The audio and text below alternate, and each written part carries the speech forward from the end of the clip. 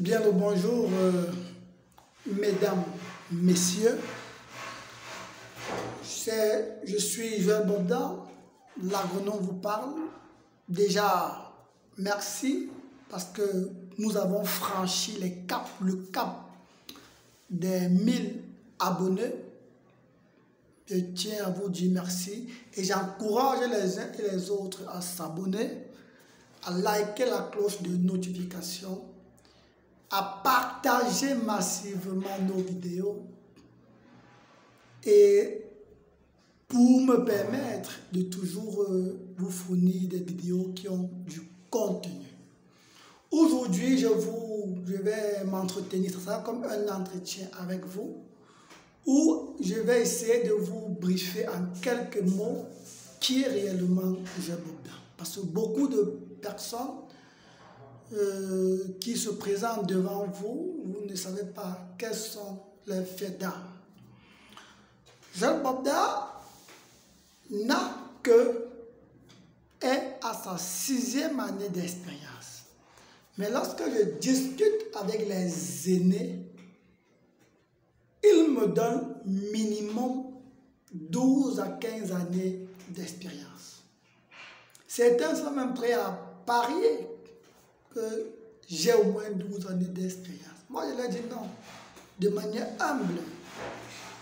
On a toujours eu l'impression que l'expérience s'acquiert avec de l'âge. C'est peut-être vrai, c'est même vrai. Parce que plus on est âgé, plus on a de l'expérience. Mais dans le monde agro-pastoral, on peut être âgé et être moins expérimenté. On peut être âgé et avoir peu d'expérience. Dans le monde agro-pastoral, l'expérience s'acquiert avec le terrain. C'est la recherche pratique, c'est la technicité, c'est le terrain. Beaucoup de personnes parlent bien, ils lisent beaucoup, ils vous disent des choses, mais sont-ils capables de réaliser ces choses-là? Voilà toute la problématique dans le monde agro-pastoral. Donc Joël Bobda fait ses premiers pas dans le département du Noun, à Fumbot. Pour ceux qui connaissent ce département, j'étais à Kuoptamo. Dans l'arrondissement de Kuoptamo. C'est là où je commence mes premiers pas, dans un endroit où on appelle le jardin. C'est là où je découvre, je commence avec la culture du maïs, pratiquement 30 hectares. Après cela, on tombe dans la culture de la tomate, où on faisait les 6 hectares, les 7 hectares, où on fait, après cela, on fait tomate, on fait pastèque, on fait le piment, on fait le poivron. C'est là où j'ai connu pour la première fois le poivron Tibesti. Donc, on avait des maisons de production comme Arista, comme Semagri, qui nous trouvaient au champ pour nous donner des semences, pour nous proposer des semences. Donc voilà les premiers pas de l'homme. Après Kuoptamo, je me retrouve dans le Ndé, à Banekane, où je continue dans le piment, dans la pastèque et dans la tomate. Pourquoi est-ce qu'on quitte Fumbot? On quitte Kuoptamo tout simplement parce qu'il y a eu un sabotage et on a arrêté de nous louer cet espace avec toute la bonne volonté qu'on faisait. On payait en septembre. Après septembre, on a commencé à payer au mois de mai. Après, c'était mars. Vous voyez, jusque-là, on payait. Mais malgré tout ça, on nous a fait partie de ce site. de ceci. Voilà comment je me retrouve donc à Bagante, dans le Ndé, à Banekane. À Banekane, j'y travaille. Après Banekane, où j'ai eu une expérience malheureuse, il faut le dire, malheureuse, sur la tomate, sur la pastèque. La tomate, j'ai eu ce qu'on appelle dans la zone de manière locale la mort subite. Mais en fait, la mort subite, c'est la conséquence du flétrissement bactérien. Où ça nous a rasé, on est quitté. Et après cela, maintenant, je me retrouve dans le conquis. Il faut se faire profil bas. Je me retrouve dans le conquis où je fais la pomme de terre. Je fais la pomme de terre. Après, avec la pomme de terre, ça nous permet de nous relancer. Où on converge toujours dans le conquis. Mais là, on est à la frontière avec le Renoun. Mais en allant dans le conquis, où on lance encore une production de tomates, ou encore on se fait rattraper par monsieur flétrissement bactérien. Et là, il nous met à terre. Nous sommes KO, nous sommes finis, comme les funérailles. Voilà donc comment je me lance dans ce que j'appelle les prestations. Je fais des prestations dans l'oignon, je fais des prestations dans le littoral, où je mets sur pied du bananier plantain. Après cela, maintenant, je me lance dans des formations en agroalimentaire. Où avec du soja, on a des produits dérivés du lait, du yaourt, enfin, pratiquement tous les produits du chocolat blanc, du beurre, du chocolat brun, tout ça.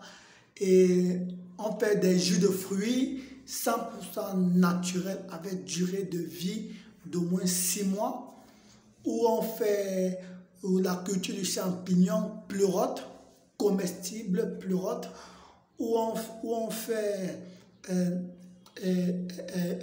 beaucoup d'autres formations, la formation pour avoir la farine de plantain, la farine de manioc, etc. Donc, après, et j'ai même, dans cette formation-là, j'ai même accompagné un formateur à la Startup Academy où il me laissait où par moment je formais moi-même, par moment je présentais des talks. Donc on alternait dans les formations. Voilà comment, pendant un bon bout, on a fait ça. Ah oui, on a fait ça. Après maintenant, je postule au CRIFAT. Je postule au CRIFAT et c'est comme ça que le 31 janvier 2019, je commence avec le CRIFAT dans le site de Djeng,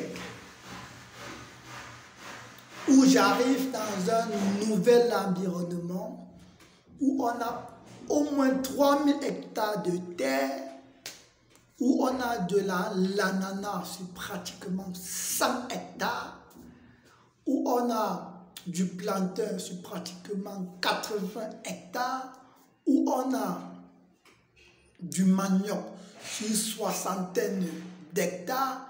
Et il faut noter que tout ça est en extension. On a pour cahier de charge d'extendre encore 50 hectares d'ananas, donc 150 au total, 50 hectares de plantain, 50 hectares de manioc.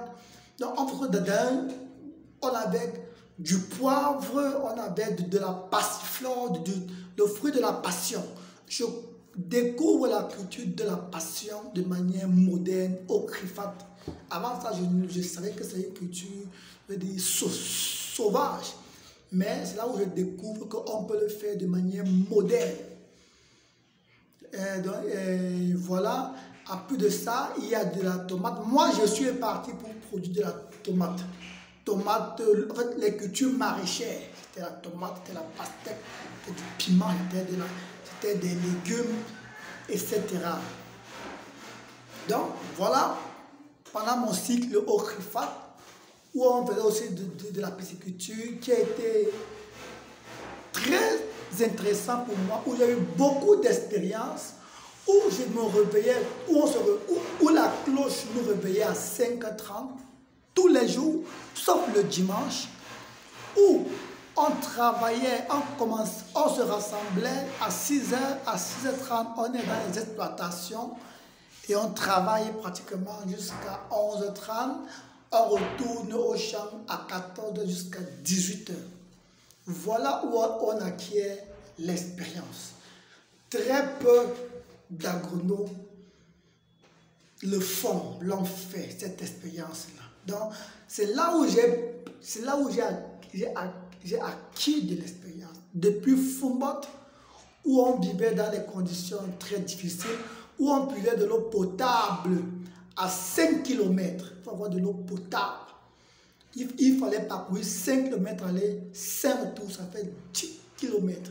Donc, c'est là où j'ai accepté le faire pour avoir l'expérience que j'ai aujourd'hui. Et après le CRIFAT pratiquement au mois de juillet, il faut dire que j'avais maigri correctement. Parce que pour acquérir l'expérience, ce n'est pas du pain béni. Il faut accepter se faire violence pendant un moment. Voilà donc comment je quitte le CRIFAT en juillet pour continuer dans mes prestations. Parce que dans mes prestations, et le projet de serre naît donc. On commence à cogiter le projet de serre, c'était en septembre 2019. Quelques temps après, directement en faisant dans la construction de notre premier serre. Et voilà donc aujourd'hui, nous y sommes toujours, que ce soit en serre ou en plein champ. Donc il y a eu cette symbiose-là. Et on évolue jusqu'à nos jours. Mais beaucoup de personnes qui vous appellent, qui vous parlent de serre, demandez-leur de se faire former. Parce qu'ils vont appliquer les techniques du plein champ en serre. Or, ce n'est pas la même chose. La serre n'est pas le plein champ. La serre, c'est un idéal où on doit tous converger. Donc, c'était le premier acte. C'était le premier acte aujourd'hui. Au fur et à mesure, on va élaborer et je vais vous expliquer. Vous saurez tout de Joan Bogdan. Bon, bien le bonsoir et passez un bon début de semaine. À bientôt. À plus pour la prochaine vidéo.